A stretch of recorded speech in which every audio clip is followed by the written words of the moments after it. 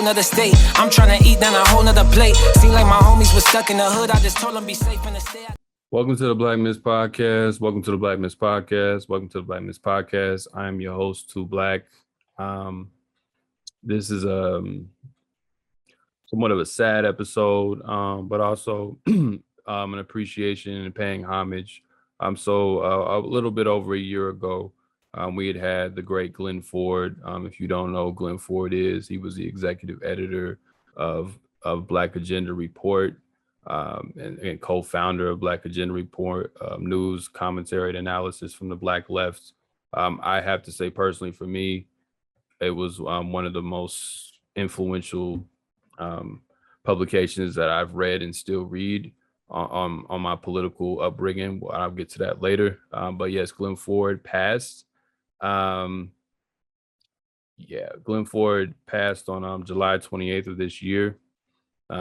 It was an honor to have him on our show. His funeral was just this weekend preceding this interview, and I felt that this was a good time since his family had a chance to lay him to rest. This is our opportunity of doing the same thing and paying our respects.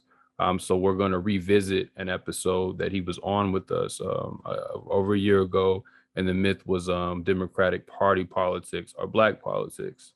Now, Glen Ford was instrumental, like I said, in my political awakening, going back to high school, and he was probably the most principled and fierce critic of Obama, and not just Obama as an individual, but the entire administration, and made very clear what the Democratic Party really was about for me and for many others.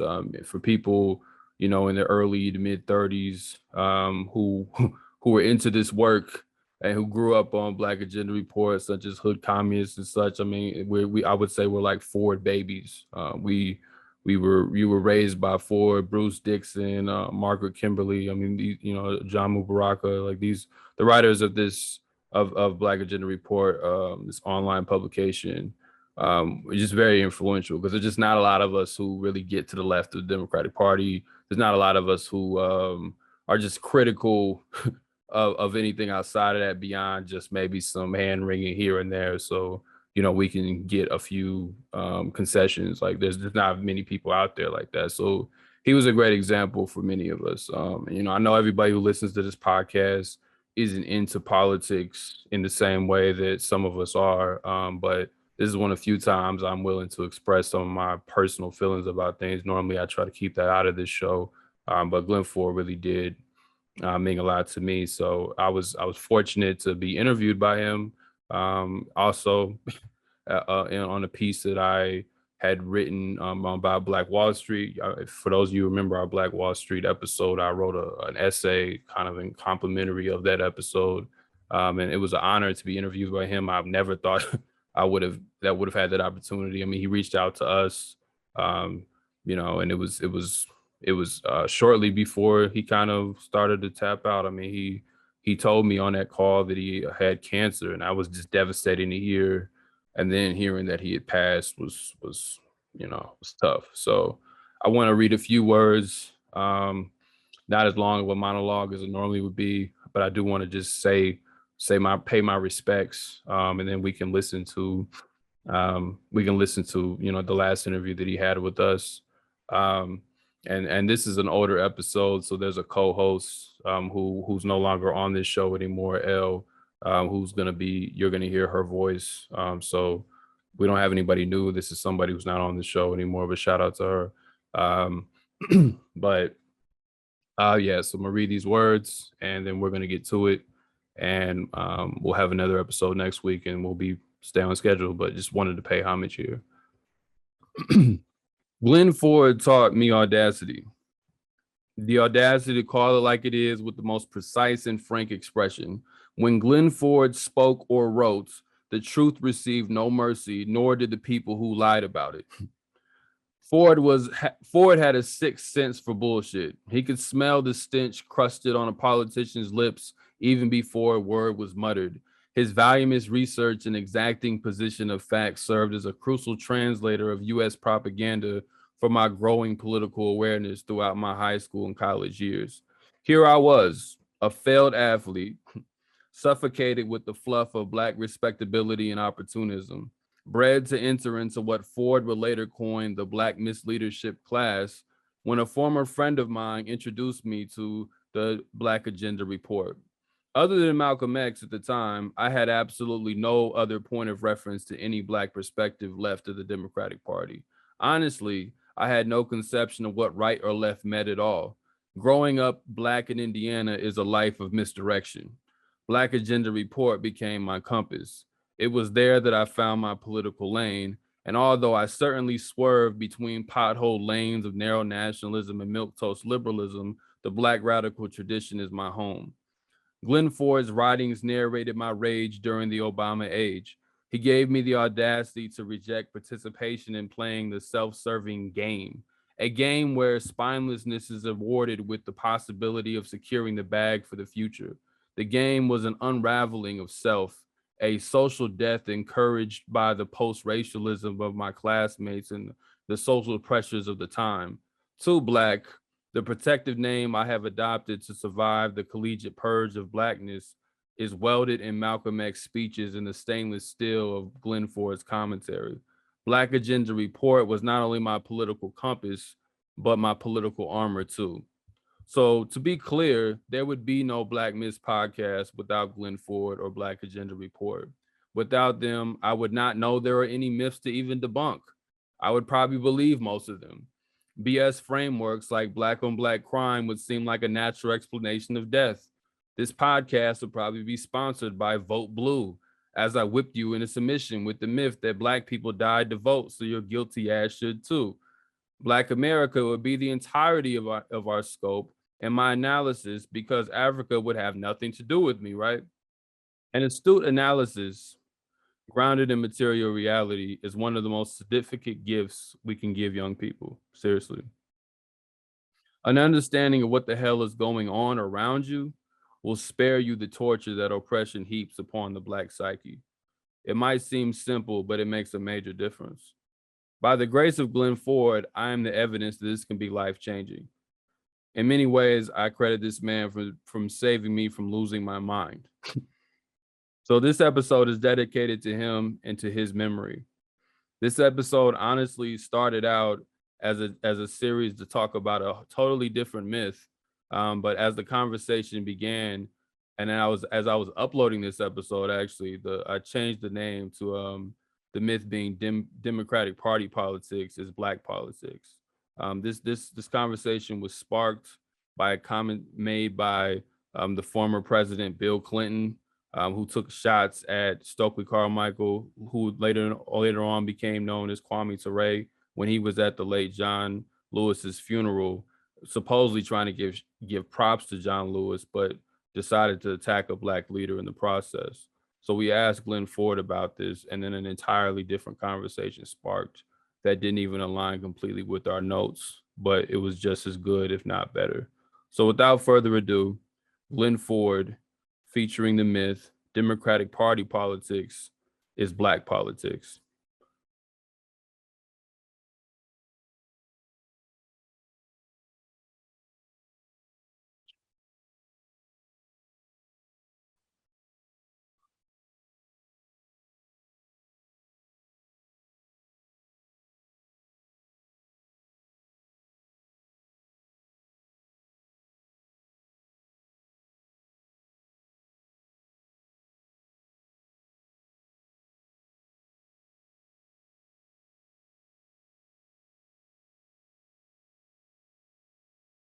If I'm being honest, I've been reading Black Agenda Report off and on since I was in high school. I credit the Black Agenda Report, and I really just want to say this to you, Mr. Ford, for keeping me straight. because I was in college right when Obama was becoming president, and your publication is very critical of Obama. And I was alone many years just arguing using a lot of the talking points of Black Agenda Report to justify why I felt the way I felt about his presidency. But you were very helpful at just developing my ideas, even when I was too young to even understand half the stuff I was saying. So I just want to thank you for that. Anytime I got too close to the middle, if I hadn't been reading a Black Agenda Report, I would just come back to it to just kind of set me straight, because it's so easy to get caught up in the mainstream debate of things. So I just want to thank you for that. Thank you for being here, Mr. Ford. How you doing? Well, I hope that I didn't contribute to your social marginalization.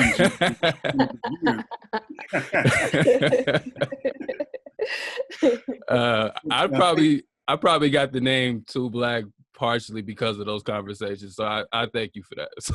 Well, you thank Public Enemy for that, I'm sure. Yeah. I thank you for giving us this opportunity to talk.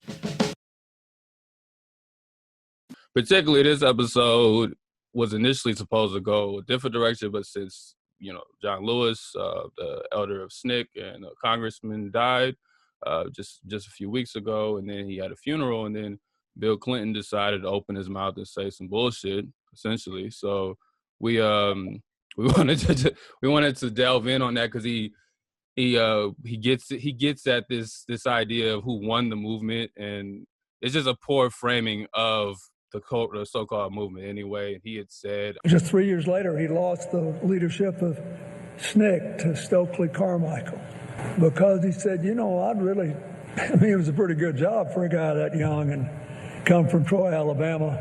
It must have been painful to lose, but he showed as a young man, there are some things that you cannot do to hang on to a position, because if you do them, you won't be who you are anymore. And I say there were 2 or 3 years there where the movement went a little bit too far towards Stokely, but in the end, John Lewis prevailed. And then, if we're honest with ourselves, we'll admit that during the course of 50 years, there were times when some of us, claiming to push for change, lost our way. The anguish of assassinations set off self-defeating riots. Legitimate grievances against police brutality tipped into excuse-making for criminal behavior. I found both of those to be kind of similar, but obviously we're focusing on the Clinton one because that's what got this conversation started. But can you just talk about, Mr. Ford, just your response to that, the Democratic Party, and in Obama's case, as you would say, the black misleadership class? What was your response when you first heard, particularly the Clinton quote first? Well, it's an extraordinary arrogance, especially, I suppose, from Bill Clinton, this cracker from Arkansas, telling folk when far is too far, right? When and what is too far. But really, they're both extraordinarily arrogant in that they're both former chief executives of empire, chief executives who are responsible for the death of millions. Bill Clinton certainly is the chief villain, a villain at the very beginning of the genocide in the Congo that has killed at least 6 million people. That's Bill Clinton's crime that was continued by his successors, George Bush and Barack Obama. This is the Clinton who is responsible for the second wave of mass Black incarceration, the reinforcing of the mass Black incarceration regime that was put in place at the end of the 60s as a response to our rebellions. And he's going to tell us when we have gone too far. And there is Barack Obama, who is supremely arrogant because he thinks, because he is Black, that he has the moral authority to tell us what to do, how to do it, and to use himself as some kind of model. And this is the guy who said during his campaign in Nevada, a rather right-wing state, he went to a newspaper and declared that he had always been appalled by the excesses of the 60s. I mean, I think Ronald Reagan changed the trajectory of America in a way that, Richard Nixon did not, and in a way that Bill Clinton did not. He put us on a fundamentally different path because the country was ready for it. I think they felt like, with all the excesses of the 60s and the 70s. Which is a code word. It's a code word used in the same way that Nixon used war on drugs when he wanted to start a war with black folks primarily and secondarily with the left in general. So here's Obama actually echoing Nixon, and therefore thereby showing who he really is, but also what the duopoly really is. It is not strange to hear Democrats, including black Democrats, sounding just like Republicans because they all work for the same master, which is the corporate oligarchy. Mm-hmm. Right. Mm-hmm. Yes. Thank you for that. Let's get into some of these excesses, because didn't he also say, isn't that this? I don't know if that's the same quote, but I remember he gave praise to Reaganism in the 80s because he said Reagan kind of took care of the excesses. That's the same interview. Yes. Okay. I'll just making now, sure. Reagan, people forget or are not old enough to remember that Reagan was as hated as Trump by black people. Okay. It was like the devil had walked in the door of the White House. It was as if all of the promise of the 60s was now in danger, and all that was true. And he was hated with a passion. Just ask Gil Scott-Heron. Go play his songs again, and we'll get an idea of the mood of the times. B-movie. But to show you who Barack Obama was talking to, and also something about how his own worldview, he pretended as if everybody loved Reagan, and that Reagan was an antidote to those excesses of the 60s, like a Black Power movement, like the death of apartheid, like at least a hint of a promise of a government that would be a social regime as well as a regime that protects capital. All of that was excessive, which I suppose was Obama's way of indicating, certainly he was talking to corporate folks with that message, but warning the rest of us that we should expect nothing from his regime. The problem is the rest of us, meaning black folks, were living in a delusion. We had created our own Obama, a totally fictitious Obama, and given him all the attributes that we always wanted in a black president, of which he had none. Yeah. You got a question, Elle? Oh, no. I'm over here snapping like, yep. That's exactly right. Yeah. Can we, to kind of give a bit of a backdrop, so who was Stokely Carmichael? I mean, we know he was an activist at SNCC and he changed his name to Kwame Ture, but why would Bill Clinton or Obama and even other speeches feel the need to talk about these excesses or the movement going the wrong way? Like, what does that really mean? I know you got it, what the excesses were in general, but what does that mean in relation to Stokely? Well, they actually have no idea, I'm sure, who Stokely really was. He was a problem for people like them. But the real Stokely was, of course, an organizer of Trinidadian descent who popularized, did not conceive of, the slogan, Black Power. Now, we are engaged in a psychological struggle in this country, and that is whether or not black people will have the right to use the words they want to use without white people giving their sanction to it. And that we maintain, whether they like it or not, we're going to use the word Black Power and let them address themselves to that. But that we are not going to wait for white people to sanction Black Power. He displaced John Lewis as the head of SNCC, the Student Nonviolent Coordinating Committee. And that year was the year that SNCC, which had been thought of, not necessarily by most of its members, but by other folks, as the junior organization to the Southern Christian Leadership Conference, Martin Luther King's organization. SNCC developed an ideology and a worldview of its own, and it was quite radical. It was radical before there was a mass United States anti-war movement. It was opposed to the draft and opposed to US wars of aggression before a anti-war movement developed. The US anti-war movement only became a full-fledged phenomenon when masses of young white people realized that they faced a draft. But SNCC was out there taking these positions early on. And I think that that was a wonderful example of the Black radical tradition that was deciphered immediately by these young people in SNCC.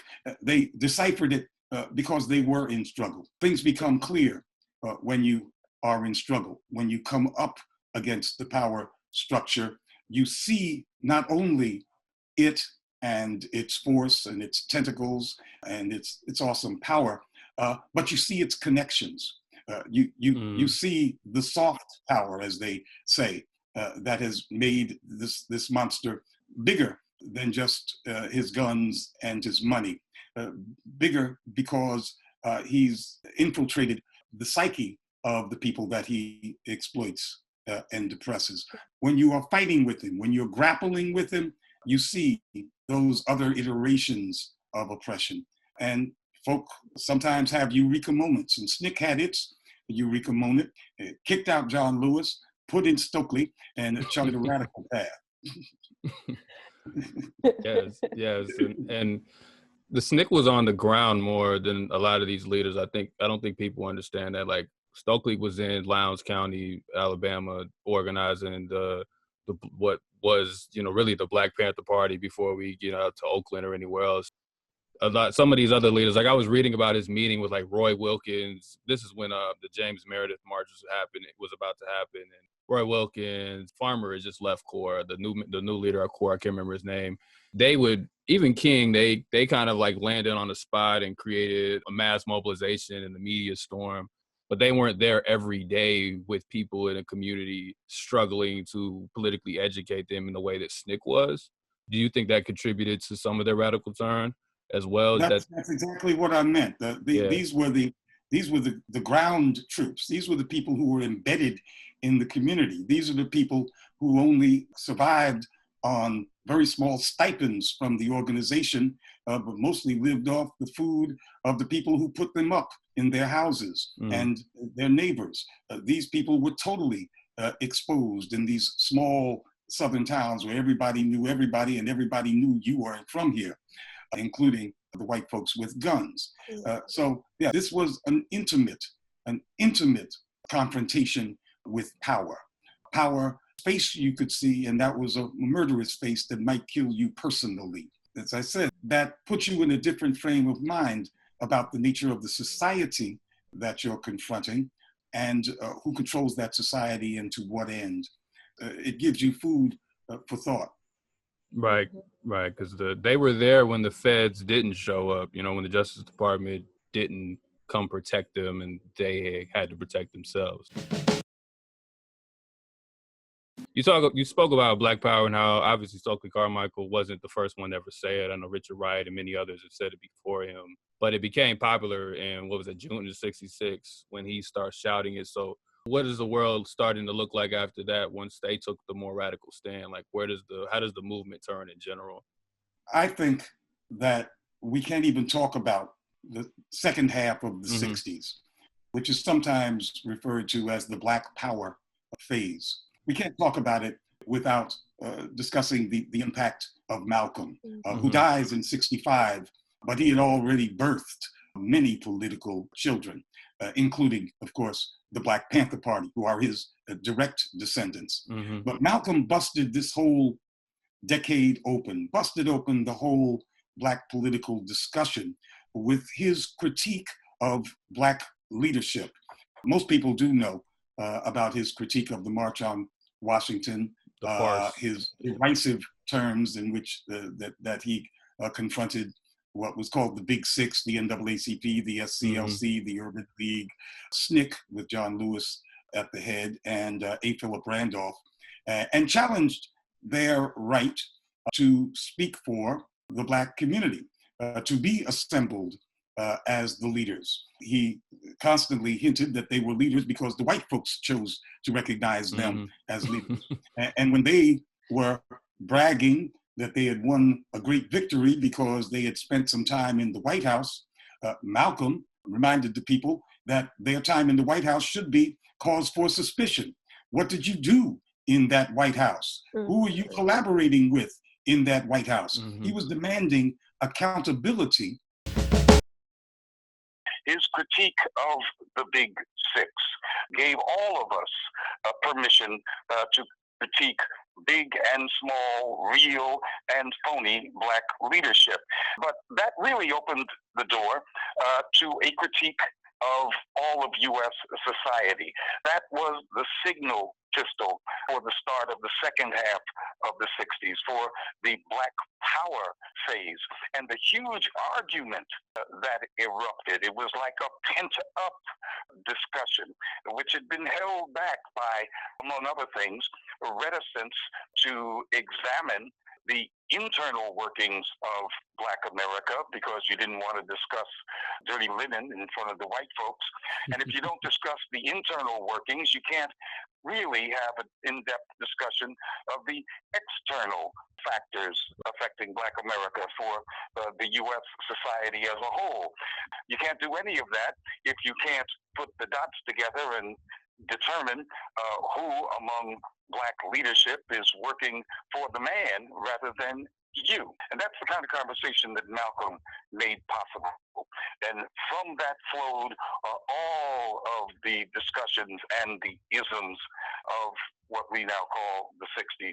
When it comes to speaking about our leaders or criticizing our leaders in public, that was considered taboo. And back then, I think you noted, it wasn't just a matter of criticizing them for the sake of criticizing them, but it was the more important distinction was making the necessary connections to understand the system that we're under. How do you think that comes into today, where we just saw Kamala Harris was nominated to be the vice presidential nominee of the Democratic Party, and there is conversation that criticizing her record is just going to elect Trump, or any criticism of her or really even Biden is somehow a betrayal to Black people because we're in an existential crisis of Trump? How does that connect somewhat to how Malcolm wasn't afraid to say these things, like you said, even if it pissed off Lyndon B. Johnson or anybody else?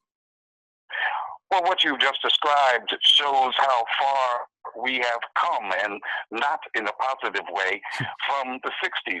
Everything that you just outlined is the internal workings of the Democratic Party.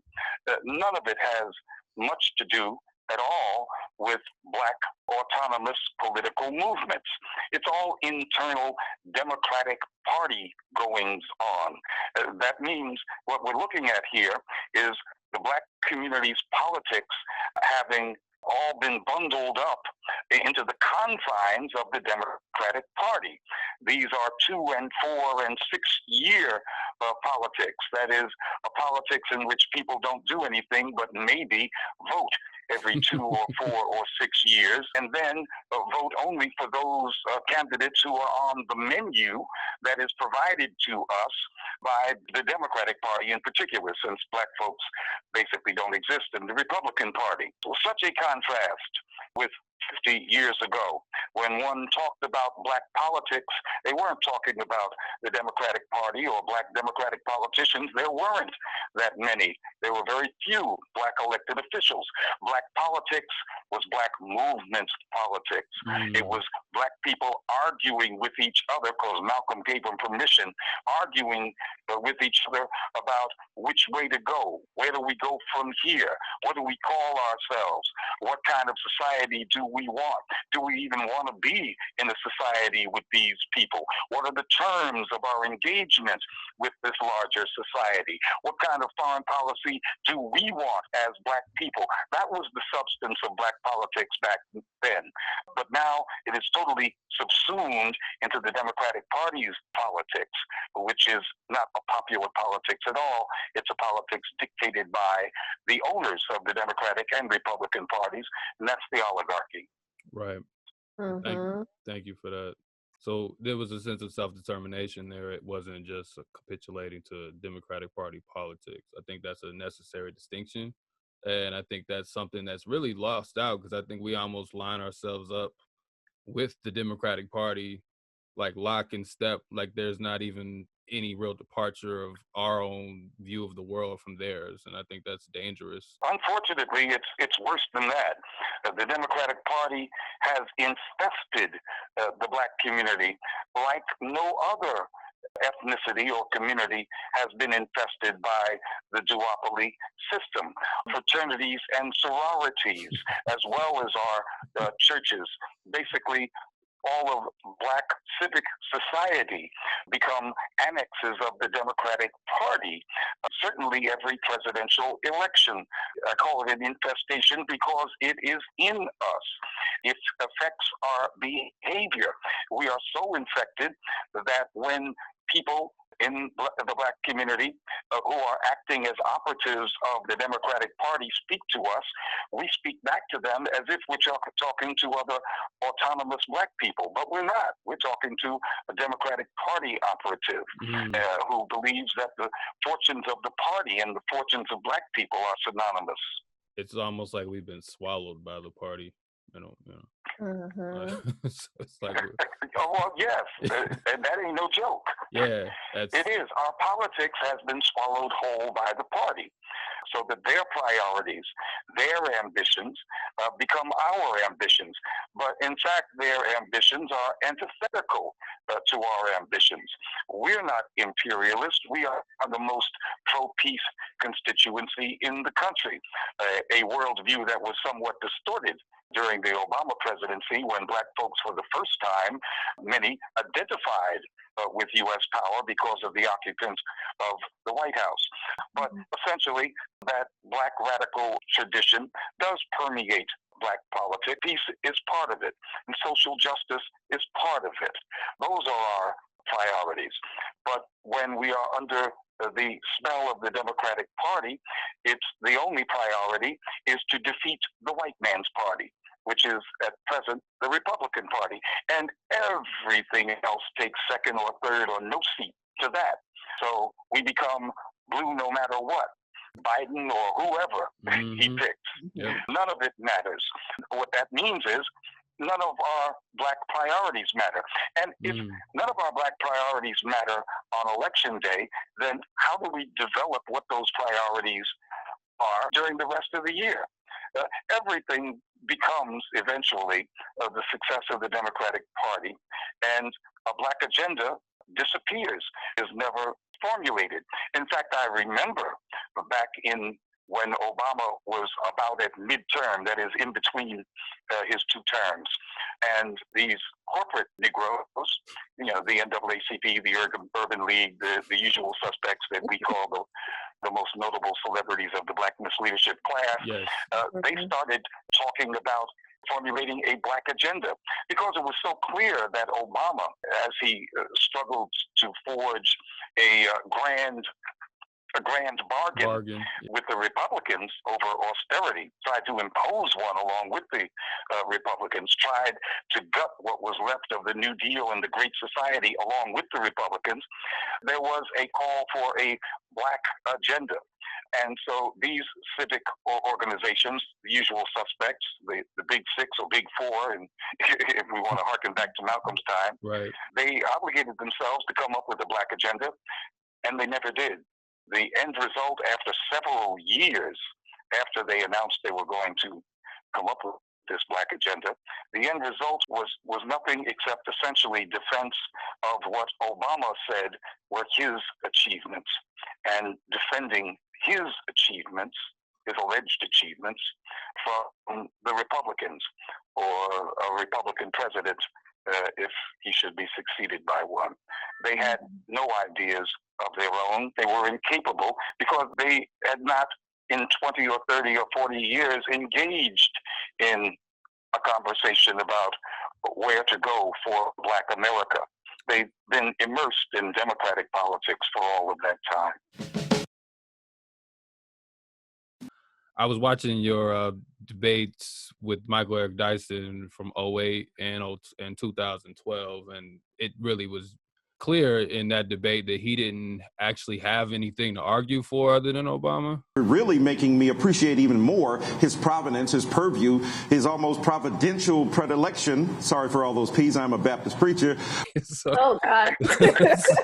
So he just kept saying, well, the black left doesn't get in the game and y'all are just screaming about things that I agree with. He kept saying, I agree with you, but what are you going to do? And it was just very contradictory because it's like, what are you advocating for? Reminds everyone, including Dr. Dyson. For our listeners, I think if anybody wants to go back and listen to it, it's very endemic of what Mr. Ford is saying. Like, he had no analysis, really. I mean, he would be like, I agree with Mr. Ford. A lot of the stuff that you talk about, I absolutely agree with. And your point is that since I agree with it, then I'm really complicit in the very evil that I point to. Well, Glenn, I am a Baptist preacher. And he's very intelligent, and Obama should be criticized for drone strikes. And I mean, he just kept doing it. Because he prizes himself in being in the game.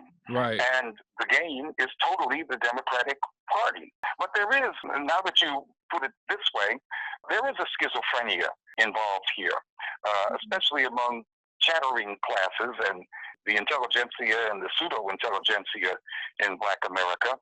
Those are the people that know there is a grassroots worldview, there is an enduring Black worldview, and then there is the Black stance in the Democratic Party, and that they're not the same thing. They're smart enough. Dyson is smart enough to know that. So he prides himself in living in both worlds. He thinks he does. But in one world, he tries to be a player, and that's in the Democratic Party world. In the other, he's just an observer and an intellectual who says, yes, I do know about foreign policy, but has no agenda and isn't going to dedicate any of his premium time to that kind of politics, because that's outside the game. And the Democrats ain't playing that game. And let me tell you, that this is what Alicia Garcia, one of the co-founders of the Black Lives Matter hashtag, this is what she's about. This is what she's using much of that corporate philanthropic money that accrued to her and her colleagues. Her project, her most recent project, is the Black Census. And they surveyed 30,000 Black folks with a well-crafted, within the context of its limitations, survey of Black public opinion. She says it's the largest independent survey of Black public opinion ever, and that's almost certainly true. But this survey fails to ask even one question on foreign policy. It is as if Black people don't have a world view that stretches beyond the boundaries of the United States. But it is quite in-depth in terms of domestic policy. It's quite useful if you're trying to get into Black people's heads in terms of domestic issues. Clearly, the uses for this Black Census is for Democratic Party politicians, so that they can craft a program that is more reflective, at least on the surface, of Black political domestic aspirations. So it's a useful Democratic Party tool. But to be a Democratic Party tool, you also have to stay away from foreign policy. Democratic Party politicians, especially if they're campaigning in Black America, totally ignore foreign policy, because Black people are more pro-peace, and they're not clamoring for a war with China and Russia and the destabilization and regime change in Venezuela or even Cuba. That's not what Black folks are about. So you avoid those conversations if you're a Democratic politician. Alicia Garza avoids it as well, which shows her transition from being a movement person to an operative in the Democratic Party. And that gets then translated into creating resources that are only of limited use to people who want to serve Black folks' political interests rather than the Democratic Party's interest. And I'm talking about that black census. Mm-hmm. That's, I think, the perfect segue into your thoughts on Joe Biden's announcement yesterday of Kamala Harris, or was it the day before yesterday? I don't even remember at this point. It's just been kind of a blur. But in terms of straight up out of step, I think maybe with kind of the greater concerns of the Black community beyond the Democratic Party, Kamala, I think, fits right into that category. So I'm just curious about your thoughts on her kind of pick and what this ticket means for us as Black people, even before we get to November. Okay, and I first must voice a disclaimer of a kind, in case any of your listeners don't know, that I'm not a Democrat, that I think that the duopoly party system is a trap for Black people, in which we must be part because of the way it's configured in one party, because the other party is the white man's party. So that's how I see this duopoly system, and therefore the Democratic Party. So anything that I say about the goings-on in the Democratic Party within that context. So we're looking into the cage in which most of Black America is trapped, and the top guy, Biden, has picked a Black woman, a senator, Kamala Harris, a former prosecutor, as his running mate. And so I'm supposed to have an opinion about what this means for Black America. I don't think it means much of anything for Black America in terms of any expectation of change, because the VP is Black. Kamala Harris was picked because she is a product politically, more than others, in fact, of the Democratic Party apparatus. She's not a former activist of any kind. She's a product of the party. And although she voices all kinds of different opinions and changes them based upon the moment, Medicare in the end, in the end, she was trying to see which way the flow was going, and it seemed to go this way and that way, and so did she. And in the end, she goes with Biden because that's where the party was flowing, or that's where the leaders of the party were making the primary race flow. She's an easily malleable party person. That's how you play the game. I think Dyson should give her credit for being a good game player. But the game never ends with us as winners. And Kamala Harris's presence on the ticket, just like Obama's presence on the ticket, does not augur well for us.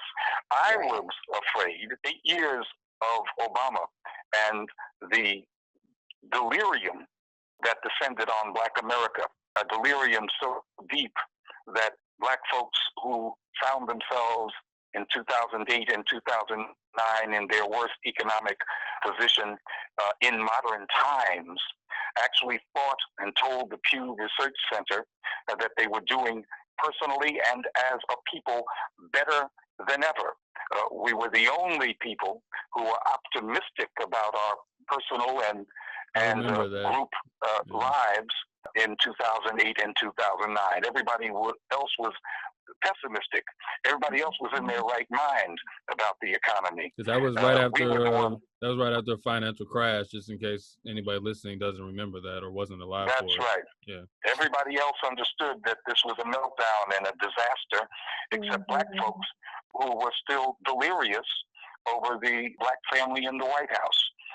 Black folks, for the first time in 2013, when Obama was threatening to bomb Syria, for the first time in polling history, Black people were more in favor of a U.S. attack on another country than white people were. Now, a majority of Americans, Black and white, were opposed to Obama bombing Syria. But among those who were in favor, Black folks were more in favor than white people, and that had never happened. So there have been some real distortions in the way Black people see the world under Obama. And so having another Black person within a heartbeat literally of the Oval Office really does give me pause. We don't want a repeat of black people identifying with U.S. imperial power. I don't think, however, that Kamala Harris has the skills and presence to throw black folks into that kind of deep delirium. Obama, as evil, and he was, evil as he is extremely intelligent and even more talented. He is a great actor and role player. You have to give him credit. Yeah, I remember you said he's the most effective evil, or was that just the Democratic Party? Or was it both? Yeah, and Kamala Harris is going to bust out in one of her cackly laughs. At just the wrong moment, repeatedly, and break the spell. So I'm not as worried. I'm not as worried about Kamala Harris as I would be about a more talented black surrogate. Right. Yeah, Obama was an effective politician. He wanted getting what he wanted done. What he got done is a different conversation. What is the connection that political prisoners have to today? I feel like you just kind of hear the term thrown out there, and we were talking to Dr. Joy James a few weeks ago for another interview, and we were talking about how even with somebody like Assata Shakur or something, we don't really get the work that they did and why they're in prison. It's just like a kind of a random, vague persecution that happens. So can you just kind of give us some more context as to the political prisoners? There were times when Dr. Martin Luther King was a political prisoner, depending upon your usage of the word. Right. That is, he was arrested in Birmingham, arrested in Georgia, arrested in many places for political reasons. But he didn't stay a political prisoner for long. He didn't stay a political prisoner for long because A, he had a movement behind him, and B, there were elements in the ruling class that agreed with Dr. King about the Jim Crow system in the southern United States. The Jim Crow system, the American apartheid system in the southern U.S., was actually an impediment to capital. You couldn't build Peachtree Plaza in Atlanta and have separate escalators for the races. Right. You couldn't get multinational corporations to invest in Atlanta, and they're bringing down executives from India and China and all kinds of other not white places, and expect them to consider Atlanta to be a world-class city under segregation. You couldn't, if you were a Manhattan living investment banker, you couldn't pick and choose where you're going to put a mall in Birmingham based upon the flow of traffic and all the considerations that you would use if you were going to put a mall in Indianapolis, because you'd have to take Jim Crow into consideration. So it really was an impediment to capital, like you said. Yeah. It was an impediment to capital. You don't have Atlanta. You don't have New Orleans as a world-class city. You don't have Charlotte trying to be a world-class city because you won't have multinational corporations investing in those cities under segregation. And capital knew that. So the civil rights movement did have allies in the ruling class. So Martin Luther King did not become a long-serving political prisoner because he had A, a movement, and B, a convergence of interests. Yeah, interest convergence, yeah. With people in the ruling class. And there was also the Cold War, turf battle that going on, and they needed to improve relations for that too, internationally. So no question. However, that did not inhibit the ruling class from drawing a line that said you will not directly threaten our economic interests or U.S. foreign policy interests. You will not threaten U.S. imperialism, and you will not threaten the rule of the rich. Dr. King later in his career did say and do things that threatened U.S. imperialism, and that questioned the efficacy capitalism. And he didn't become a political prisoner. He became a martyr. His style of work would not make it easy to make him, to jail him on political terms, which I think gave them no choice but to kill him. Right. Yeah. Vietnam was it. Yeah.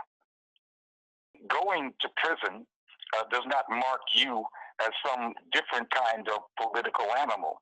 You are marked for prison by the powers that be. The Panther Party started off as a kind of cop watch, an armed cop watch, a fully legal armed cop watch. Huey Newton prided himself on understanding the statutes governing the carrying of weapons in toto. And so nobody was doing an armed cop watch with the intention of challenging the law or with the intention of getting into armed confrontations with the cops.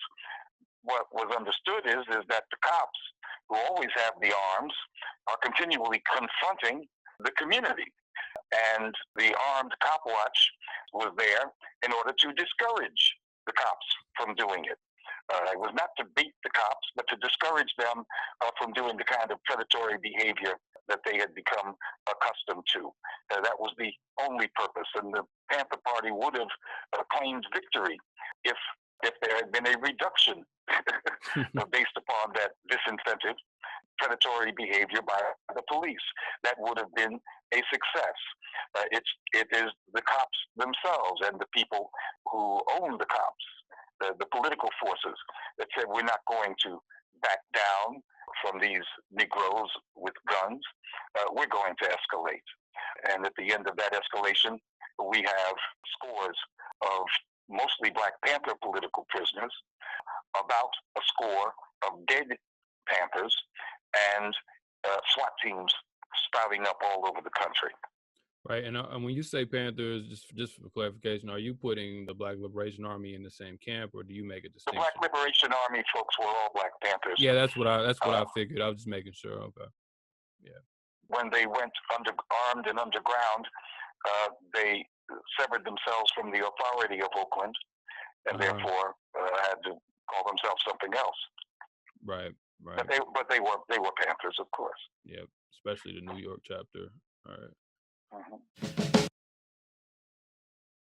You wrote a piece, the one that just came out on blackagendareport.com, reneging on George Floyd promises the Minneapolis police name change con.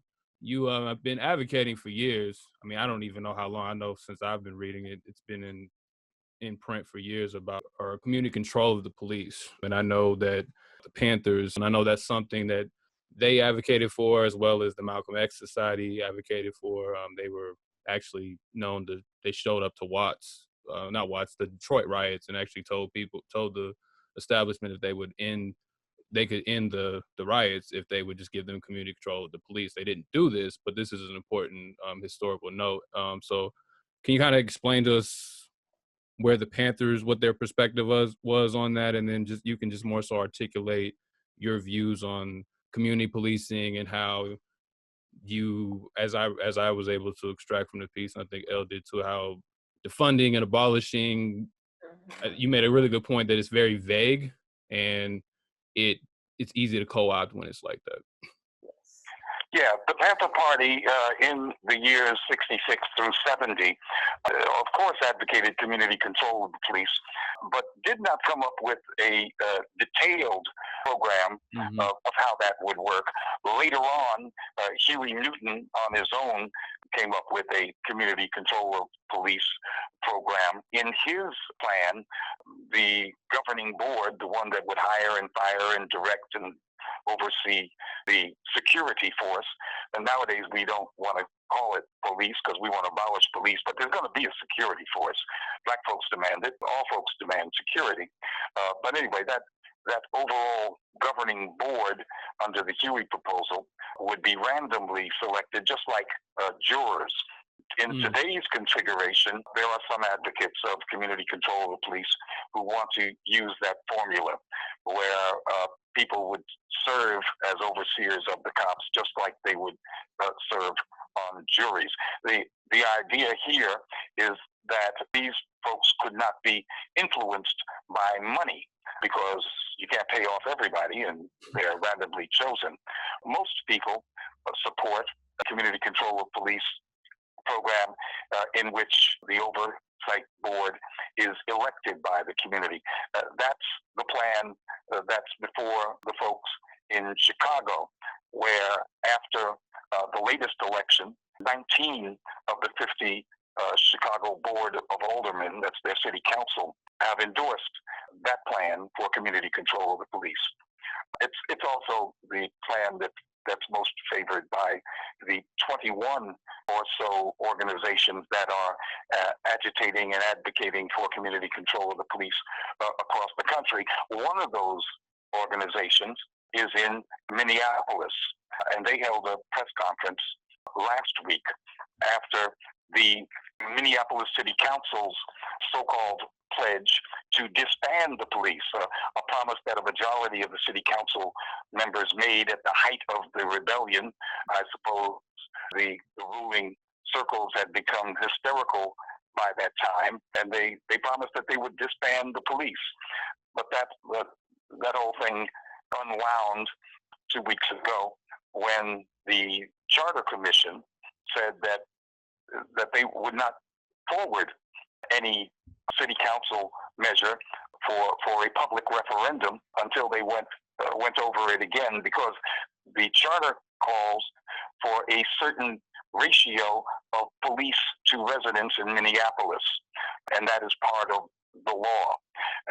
And when the Charter Commission brought that up, then basically the conversation collapsed in the city council. Now, that was going to happen anyway. If anybody believes that in this society, a city council is just going to say, okay, no more police, never mind, we give up, they're out of their minds. And they are investing powers in city council politicians that don't exist. And I'm not talking about their legal powers. I'm not talking about charter commissions that might stand in their way. I'm saying that these are Democratic Party, for the most part. These are big cities. Almost all the U.S. cities are controlled by Democrats. These are Democratic Party politicians, and Democratic Party politicians answer to the donor class, that is, the oligarchy, the ruling class, the billionaires, even down to the city level. And the ruling class of America is not going to tolerate the disbanding of a security force that is there not to protect the people, certainly not to protect black and brown people. It's there to protect the ruling class's interests. And no city council is going to be simply permitted to do that because they lose their nerve in a rebellion. Right. So there was supposed to be on the ballot in November to disband, and that's not going to be on the ballot anymore, right? If that's my correct. Yeah, that's very clear. It's not going to happen. And that's why we call reneging on the promise. But nobody should have believed that promise anyway.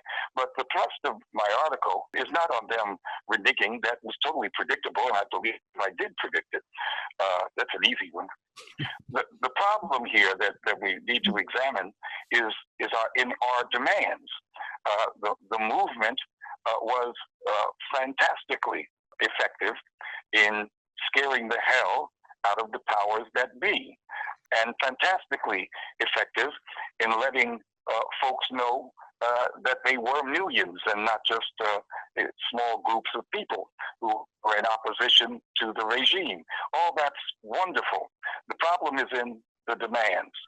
And when you make a demand to defund the police and you don't say how, all you are doing is throwing the ball back into the court of the same people who created the situation that you're protesting. A demand may be encapsulated in one word or a couple of words, but it must be backed up by a real plan.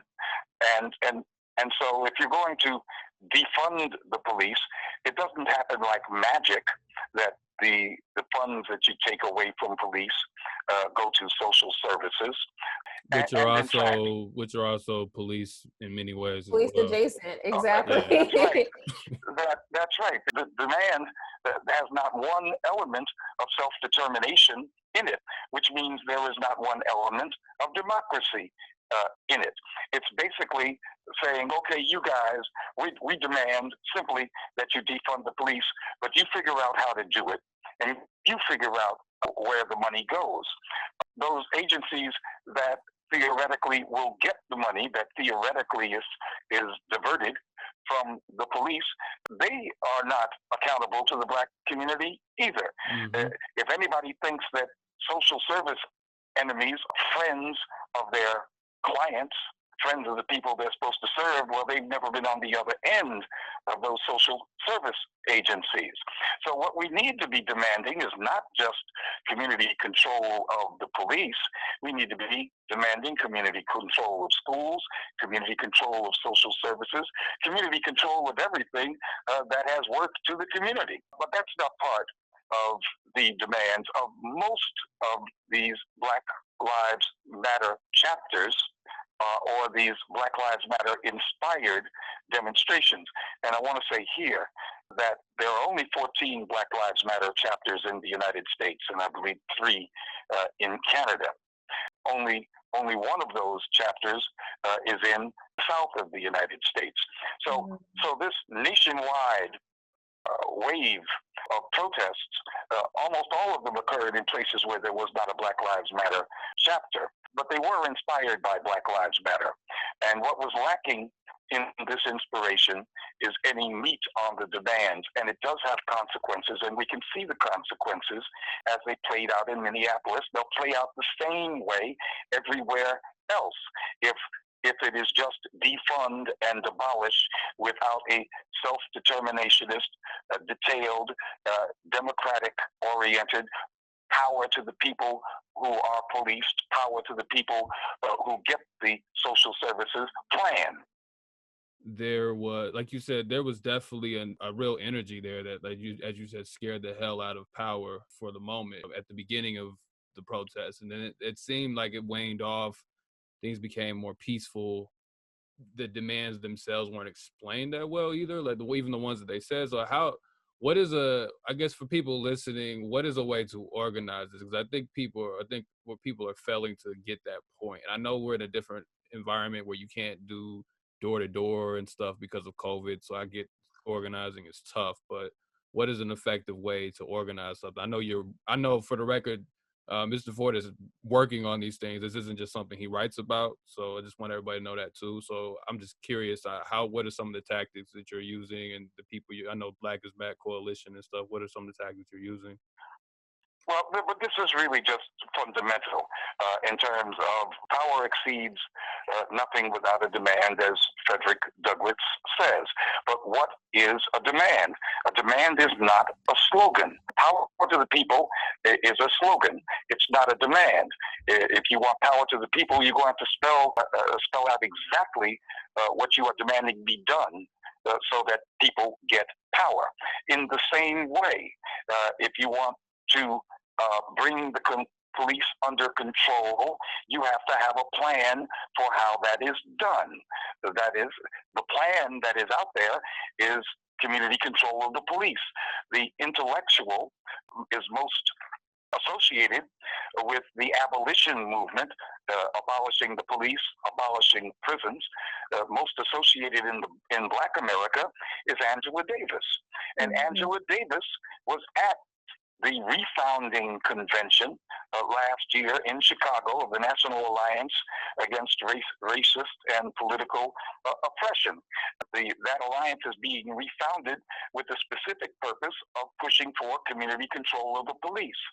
So Angela Davis understands that abolishing and defunding the police begins with community control of the police. And Right. then the community decides, in the process determined by the community, how what used to be the police are transformed into something else. that something that is not the police as we knew it. We need security, but not the police as we have known it. That is abolishing the police. Communities basically providing their own security in whatever ways they see fit.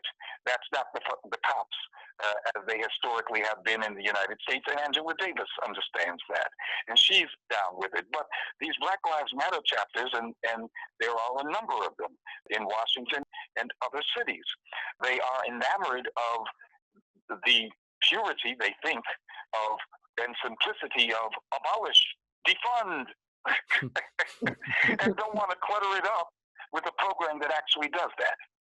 So do you think that? So we're not at the point where we're talking about ways that one organizes out there in the community in support of community control of the police. We're at the point of talking to these Chapters. Black Lives Matter people who are providing the inspiration, for lack of others, other inspirations, providing the inspirations for all these people who are in a mood of rebellion to get their demands straight, to understand the basic stuff of political organizing. Defund the police is a slogan. It's not a demand. Abolish the prisons and police is a slogan. It's not a demand. Yeah, I think that's strong. 'Cause I was going to ask, do you think that why there is such a disconnect in the polling? Because the polling shows that most Black people don't want to get rid of the police, because I think some of that, my opinion on it, some of that is because it's not abolishing or defunding is not really well explained to them. Do you think that's why there's some conflict? And also, I think you make a good point that it's not really democratic to just throw that slogan out there and then tell city council to do that, and then the Black communities don't really get to make any real decision on these things, right? Yeah. Look, Black folks hate the police more than anybody hates the police. Black folks also know that they have a real problem in terms of security. When you criminalize a community, and that's what the mass Black incarceration regime has been doing in earnest for half a century, you actually do infest that community with people who become criminals. All right? Everybody Black knows that there are criminals in their community.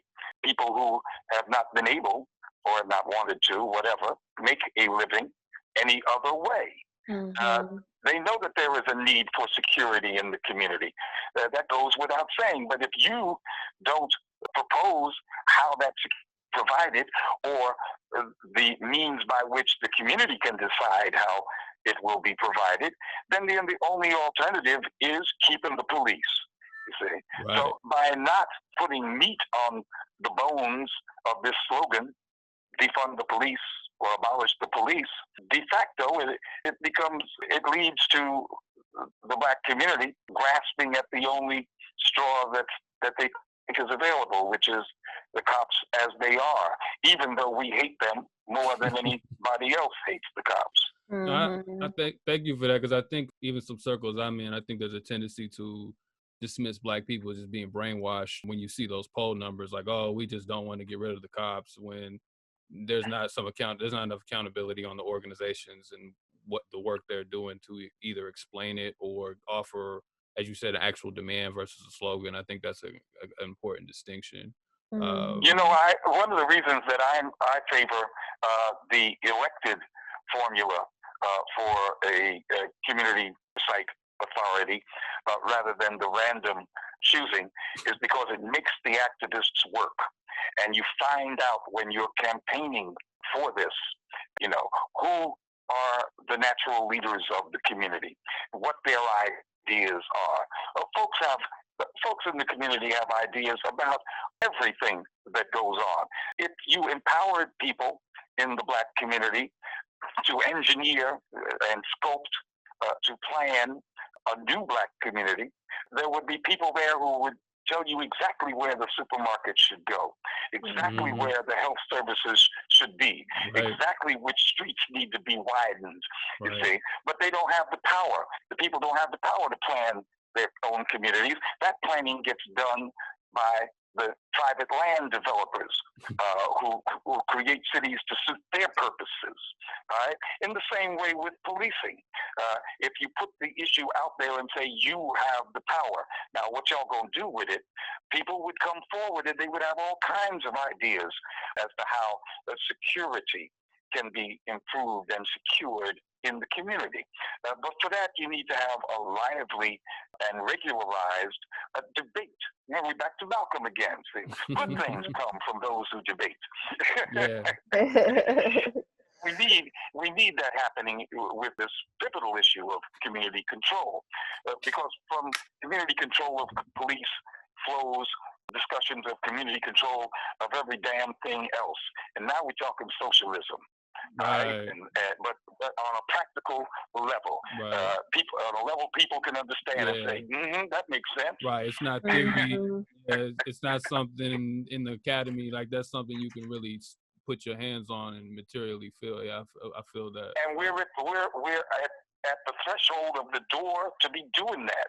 Right. With these, if the debate is centered on self-determination issues like community control. Now we're at the beginning of a really serious political discussion about the shape of the country and the world.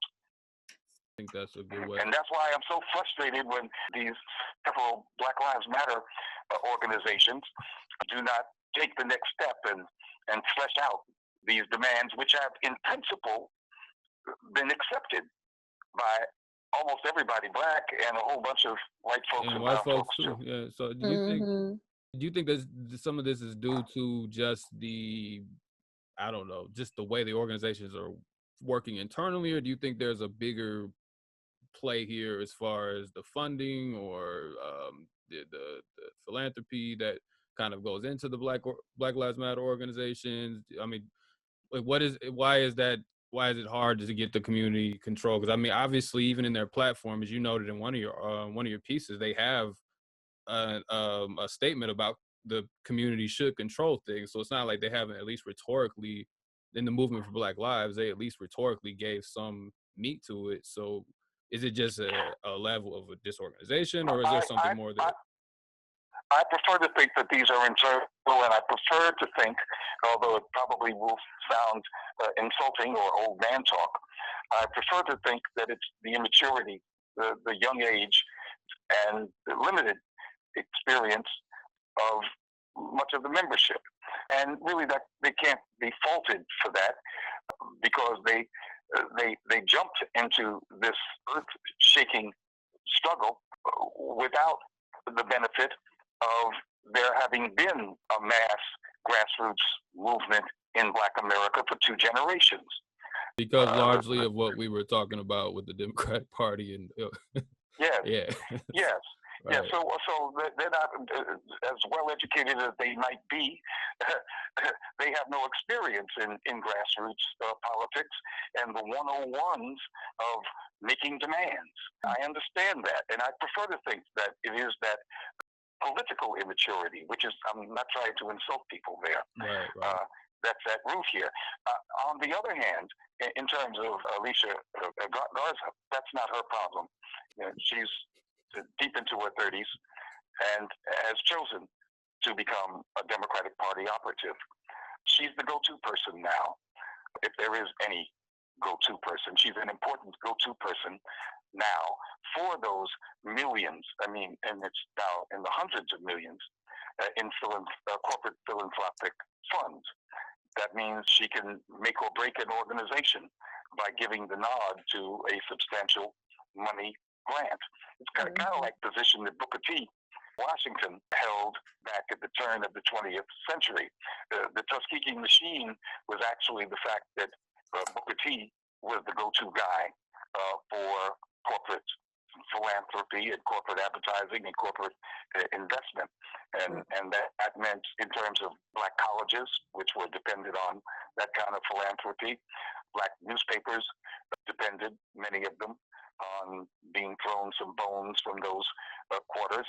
And that's why W.E.B. Du Bois, as well as superbly educated, Harvard and all that, as he was, couldn't get any job he wanted at a black university because the Booker T machine would stand in his way. I think Garza, I think Garza is certainly not imposing an impediment or figure as Booker T now occupies that kind of go-to position. I didn't know all of that, honestly. I remember when rest in peace, when Bruce Dixon, I think he was the first. I don't know which one of you two were the first to actually like level the critique. I was waiting for it because I knew eventually it was going to happen. Just off of reading y'all for years, and I remember when some of that was noted, but I didn't know there was that much centralized control. I didn't know that. I know there's others like Sean King and D. Ray McKesson and No, it's not. It's not that it's centralized control, but she's because of her prominence, and white folks they deal with who's the important black person. Right. They're not going to urge us to democratically come up with programs and stuff. They're going to go to who's the important black, and that became the three young women with the hashtag, and Garza was the most prominent among them. And so after all of these events transpired, she was the go-to, and when they got ready to give up the money, it just naturally, in terms of their behavior, they're white and they're corporate, that's what they do, that's how they act, they went to the most prominent one. That's the position she occupies. The fact that she was clearly ready to deal with the powers that be as they exist through the Democratic Party made her the best choice for their go-to person.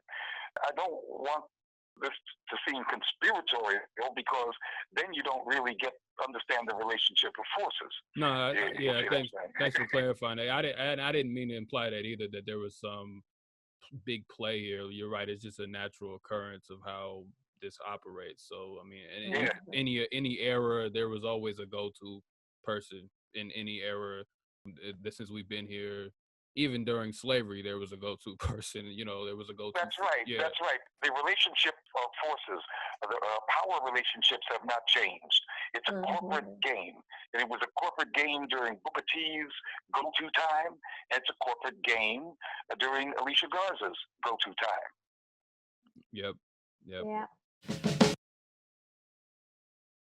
So I really appreciate all of that information, the analysis. It was astute. Do you have anything else to add, El? I really. Yeah, I've learned a lot. I've been over here doodling in my notebook. So thank you for your time, Mr. Ford. I appreciate it. Okay, well, thank you, and I'm sorry for all whatever disruptions occurred on this end. Not at all. It's okay.